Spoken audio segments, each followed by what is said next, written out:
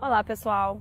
Estamos aqui para falar sobre um dos reinos de seres vivos, o reino protoquitista ou simplesmente reino protista.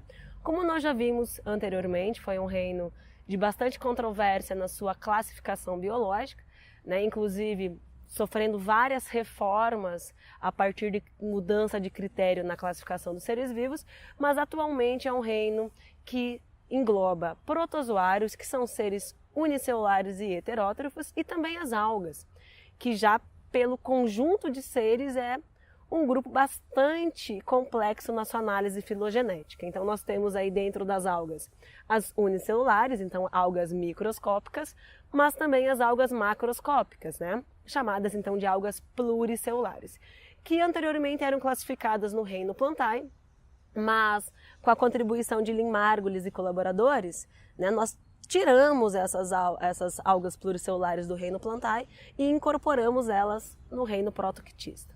Então, a gente já consegue ter uma ideia de que esse reino não é um reino, vamos pensar, natural, Então, é um grupo que nós temos aí seres unicelulares, pluricelulares, autótrofos, heterótrofos, compondo, portanto, um reino polifilético, E reino polifilético é aquele onde nós temos descendentes de ancestrais distintos.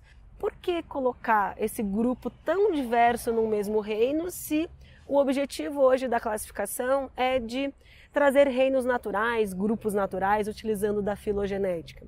Então, você, por acaso, em casa tem algum cômodo ou uma caixa ou uma gaveta onde você joga tudo aquilo que você não sabe onde colocar?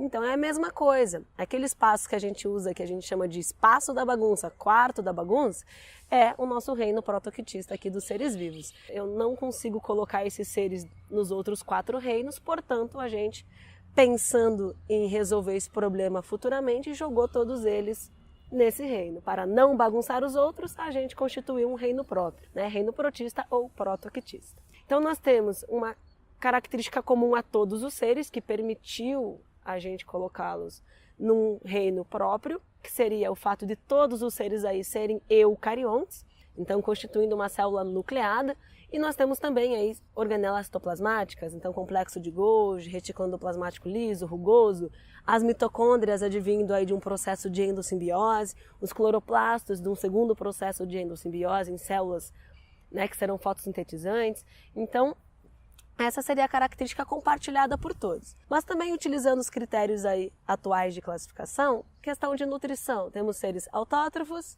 fotossintetizantes e heterótrofos. Temos também seres uni ou pluricelulares, utilizando o quesito da organização celular, mas nunca a formação de tecido. Por isso que as algas foram excluídas lá no reino Plantae e trazidas aqui para esse reino, o reino protista. Então veja, trabalhando 2 grupos bem diversos dentro do reino, o grupo das algas e dos protozoários, é importante que a gente trabalhe eles de maneira também separada.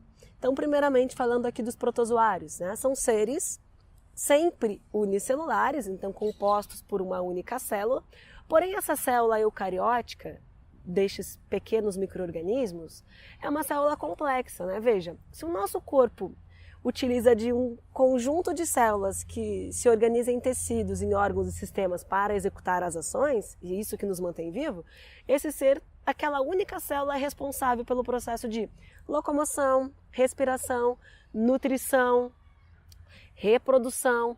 Então é uma célula sim complexa, por mais que o corpo seja constituído apenas por ela. Então esses seres unicelulares, os protozoários, para a obtenção de energia, eles são heterótrofos. Então eles vão precisar obter matéria orgânica do meio.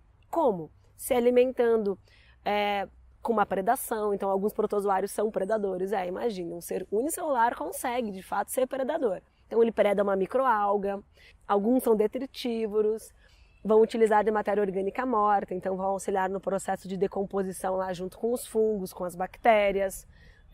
Outros são parasitas. Então existem alguns protozoários que causam doenças, que têm uma relação desarmônica com o outro ser, com o hospedeiro. Então alguns são parasitas até mesmo do homem. Você já deve ter ouvido falar em doença de Chagas, malária, leishmaniose, tegumentar, também visceral, giardíase, amebíase, toxoplasmose, a famosa doença do gato, né, que as mulheres grávidas têm que tomar um cuidado em entrar em contato com o gato, caso elas não tenham sido imunizadas para toxoplasma. Então, são todas doenças causadas por um protozoário. O que ele faz quando invade o nosso corpo? Ele vai utilizar de células do nosso corpo e sistemas corporais nossos para obter energia, para se alimentar. Então, ele é um parasita. E nesse processo ele vai acabar liberando substâncias, vai acabar agredindo células, destruindo tecidos, enfim, vai levar aí aos sintomas clínicos das doenças, que falaremos mais para frente, né? Mas além dos parasitas e dos predadores e dos detritívoros, nós temos protozoários que são comensais e protozoários que são simbiontes. O que seria isso? Protozoários que precisam viver dentro de um outro ser, mas eles acabam causando uma troca, né? Então eles acabam tendo uma troca positiva. Então os protozoários trazem algum benefício para aquele ser vivo e aquele ser vivo também em troca tem algum benefício para o protozoário. Então, e onde a gente encontra esses seres microscópicos, unicelulares, eucariontes e heterótrofos? Nós encontraremos dentro de alguns corpos quando as espécies serão parasitas, então alguns parasitas precisam sobreviver dentro dos seus hospedeiros, ou muitas vezes dentro de alguns seres também agora com relações harmônicas, né? Então os que fazem simbiose, mas a maior parte desses microscópicos seres a gente encontra em ambiente de vida livre, então eles estarão vivendo num lago, num mar, num solo, tá? Mas comumente em ambientes que têm uma certa umidade, né? Porque essa célula que é única, ela não tem estrutura que permita o controle da perda de água por evaporação, né? Pensando aí um ambiente seco, né? Muito ensolarado. E como que a gente estuda os protozoários, né? Nós temos 4 grandes grupos a partir do elemento que ele vai usar para a locomoção. Então nós temos os ciliados, como os paramécios, né? Os paramécios parecem uma solinha de sapato e eles têm vários ciliozinhos ali, eles utilizam para a locomoção. Esses seres, né, os ciliados, comumente eles são de vida livre, então poucos destes causam doença, tanto que a gente não estuda eles na parasitologia, né? Não tem um impacto muito forte para a saúde pública. Já os flagelados, como por exemplo o Trypanosoma cruzi, que é o causador da doença de Chagas, o Leishmania, que vai causar aí as leishmanioses, já correspondem a um grupo de protozoários que se locomovem por um flagelo. Eles são mais rápidos, né? O flagelo permite a eles uma locomoção bastante rápida, mas a grande parte aí das espécies dos flagelados são parasitas. Então já é um grupo que tem um interesse médico muito grande, né? Além dos flagelados e dos ciliados, a gente tem aqueles que se locomovem por pseudópodes. Não sei se vocês lembram disso, mas é como se fossem falsos pés, né? Então são as amebas, os amebozoários, ou chamados de risópodes, né? Então risópodes é a ideia de produção de pés, assim como se fossem semelhantes a raízes, né? Então esse grupo tem alguns que são causadores de doenças, como a própria ameba que causa amebíase, mas é um grupo bem interessante e que a gente encontra mais de vida livre, então no solo, nos lagos, né? Assim como os ciliados, né? E o último grupo é um grupo constituído apenas por parasitas, são os esporozoários ou apicomplexos, que são protozoários que não têm nenhuma estrutura locomotora. E esses seres dependem de outros para a sobrevivência, né? Então eles vão parasitar, 100% das espécies são parasitas, ok? Um exemplo bem importante para nós é o Plasmodium, o causador da malária, né? E malária é uma doença aí que possivelmente você já tenha ouvido falar, uma doença tropical, muito comum aí no norte do Brasil, centro-oeste brasileiro também, e na África. Bom, falando um pouquinho aqui em reprodução.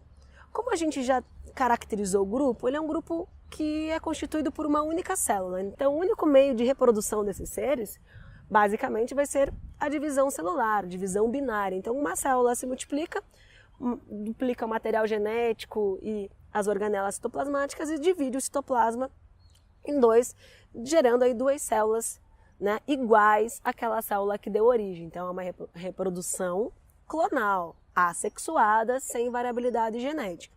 Mas existem alguns grupos que, ao longo do processo evolutivo, acabaram desenvolvendo técnicas que permitiu a eles uma variabilidade genética. Então eles vão fazer um outro tipo de reprodução, encontrado muito em ciliados, né, em paramécios, que seria a conjugação.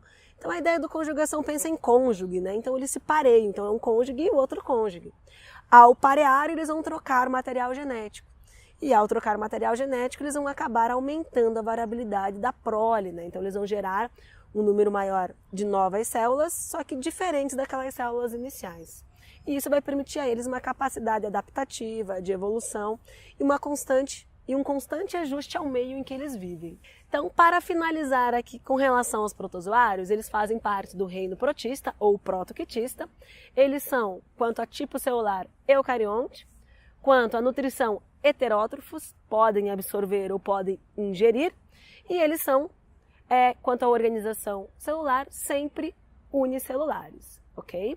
Lembrando que a célula desses seres é destituída de parede celular, algo que a gente vai encontrar no próximo grupo aqui, que ainda faz parte dos protistas. Então, antes da gente falar sobre as algas, eu gostaria de colocar uma questão, desafio para vocês.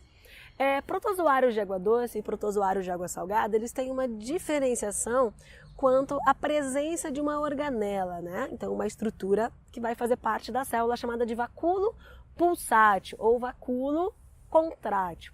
Eu gostaria que você desse uma pesquisadinha e me explicasse em qual dos dois protozoários de água doce ou de água salgada a gente vai encontrar esse tal do vacúolo pulsátil, qual que é a função dele e por que ele estaria presente em protozoários de água doce ou em protozoários de água salgada.